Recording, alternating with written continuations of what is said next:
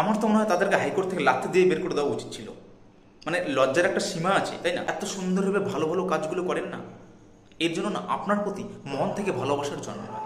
SSC recruitment বিষয়ে কলকাতা হাইকোর্টের recent যে জাজমেন্ট, সেখানে এটা খুব স্পষ্টভাবে পরিষ্কার যে যারা টেন্টেড মানে যারা অযোগ্য তারা হচ্ছে গিয়ে পরীক্ষায় বসতে পারবে না। স্টেট গভর্নমেন্ট পক্ষ থেকে এবং এসএসসি বোর্ডের পক্ষ থেকে এবং ওই সমস্ত অযোগ্য টিচাররা অ্যাপ্লাই করেছিল যে তাদেরকে যেন পরীক্ষায় বসতে দেওয়া হয়, তাই তো হাইকোর্ট সিধা সিধা তাদেরকে একদম না করে দিয়েছে। আমি যেটা বলতে চাচ্ছি, মানে ইয়ার্কির একটা সীমা আছে, তাই না? যে সমস্ত ক্যান্ডিডেট যারা হচ্ছে তোমার এসএসসি বোর্ডের পক্ষ থেকে গিয়েছে অথবা যারা হচ্ছে তোমার স্টেট গভর্নমেন্টের পক্ষ থেকে গিয়েছে এবং সেই সমস্ত টিচাররা যারা হাইকোর্টে গিয়েছিল আবেদন করার জন্য, আমার তো মনে হয় তাদেরকে হাইকোর্ট থেকে লাথি দিয়ে বের করে দেওয়া উচিত ছিল। মানে লজ্জার একটা সীমা আছে, তাই না?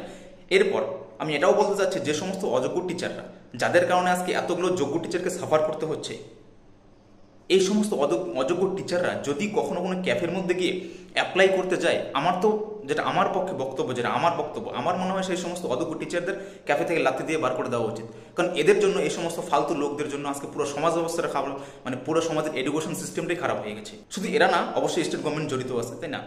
আমি পশ্চিমবঙ্গের মুখ্যমন্ত্রী মাননীয়া মমতা ব্যানার্জিকে একটা কথাই বলতে চাই, আপনি এত সুন্দরভাবে ভালো ভালো কাজগুলো করেন না, এর জন্য না আপনার প্রতি মন থেকে ভালোবাসার জন্ম হয়। আপনি এত সুন্দরভাবে ধর্ষণকারীদের প্রমাণ লোপাট করার চেষ্টা করলেন, আপনি এত সুন্দরভাবে সমাজের মেধাদের, সমাজের যোগ্যদের অসম্মান করলেন, আপনি এত সুন্দরভাবে শিক্ষকদের মানে সমাজ গড়ার যারা কারিগর তাদেরকে রাস্তায় নামালেন, তাদের লাঠিচার্জ করলেন, আপনি এত সুন্দরভাবে রাজ্যের বেকারত্বকে বাড়িয়ে দিচ্ছেন। সত্যিই দিদি, তোমার তুলনা হয় না।